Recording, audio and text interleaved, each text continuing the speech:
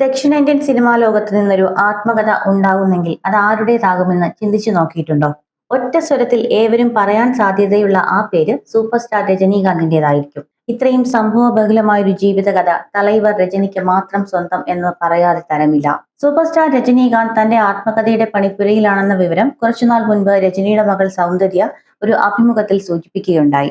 മാത്രമല്ല, കൂലി എന്ന സിനിമയുടെ പ്രമോഷൻ പരിപാടികൾക്കിടയിൽ സംവിധായകൻ ലോകേഷ് കനകരാജും ഇതേ കാര്യം പറഞ്ഞിരുന്നു. സത്യത്തിൽ രജനീകാന്തിന്റെ ആത്മകഥയിൽ ഒരു തട്ടുപൊളിപ്പൻ മാസ് എന്റർടൈനർ സിനിമയ്ക്ക് വേണ്ട ചേരുവകൾ എല്ലാം തന്നെ അടങ്ങും എന്ന് തന്നെ വിശ്വസിക്കേണ്ടിയിരിക്കുന്നു. രജനിയുടെ ആത്മകഥ വരുന്നു എന്ന വിവരത്തെ തുടർന്ന് സമൂഹ മാധ്യമങ്ങളിൽ അരങ്ങേറുന്ന ചർച്ചകൾ ഒരു മാസ് തമിഴ് പടത്തിന്റെ തിരക്കഥയ്ക്ക് സമാനമായിരിക്കും എന്ന പ്രതീക്ഷകൾ മുന്നോട്ട് വയ്ക്കുന്നുണ്ട്. ഒരു മാസ് എന്റർടൈനർ ആയിരിക്കും രജനീകാന്തിന്റെ ആത്മകഥ എന്ന് കരുതാൻ കാരണങ്ങൾ ഏറെയാണ്. സൂപ്പർ സ്റ്റാർ പദവിയിലേക്കുള്ള ഒരു മനുഷ്യന്റെ പ്രയാണം കല്ലും മുള്ളും നിറഞ്ഞ ഒന്നാണെന്ന് സമ്മതിക്കാത്തവർ കുറവാണ്.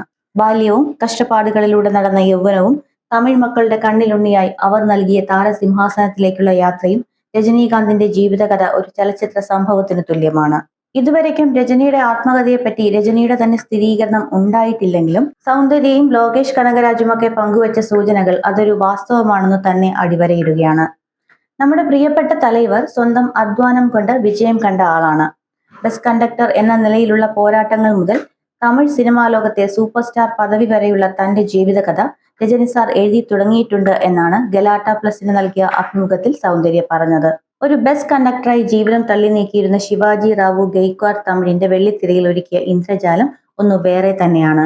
തമിഴ് പ്രേക്ഷകരുടെ തലൈവരായി വിരാജിക്കുമ്പോഴും തെലുങ്ക്, ഹിന്ദി, ബാംഗ്ല, കന്നഡ, മലയാളം സിനിമകളിൽ തന്റേതായ മുദ്ര ചാർത്തി തന്റെ താരപരിവേഷം വ്യാപിപ്പിക്കുകയായിരുന്നു. 200ഓളം ചിത്രങ്ങളിൽ അഭിനയിച്ചു കഴിഞ്ഞ രജനീകാന്തിനെ രാഷ്ട്രം പത്മഭൂഷൺ, പത്മവിഭൂഷൺ എന്നിവ നൽകി ആദരിച്ചിട്ടുണ്ട്. ദാദാസാഹേബ് ഫാൽക്കെ പുരസ്കാരവും ഇതിനിടെ സ്വന്തമാക്കി ഈ സൂപ്പർ സ്റ്റാർ. 1975 വിഖ്യാത സംവിധായകൻ കെ ബാലചന്ദറിന്റെ അപൂർവ രാഗങ്ങളിലൂടെ സിനിമയിലെത്തിയ ഈ നടൻ ഇന്നും വളരെ സജീവമായി തന്നെ സിനിമയിലുണ്ട്. രജനീകാന്തിന്റെ ജയിലർ 2 റിലീസ് ചെയ്യാൻ ഒരുങ്ങുകയാണ്. ഇതോടൊപ്പം തന്നെ ധർമ്മൻ എന്ന് പേരിട്ടിരിക്കുന്ന ചിത്രവും അണിയറയിൽ ഒരുങ്ങുന്നുണ്ട്. രജനീകാന്ത് ആത്മകഥ എഴുതുമ്പോൾ അതിൽ സ്വാഭാവികമായും സിനിമാ നിർമ്മാതാക്കൾക്ക് കണ്ണുണ്ടാവും എന്ന് തീർച്ച.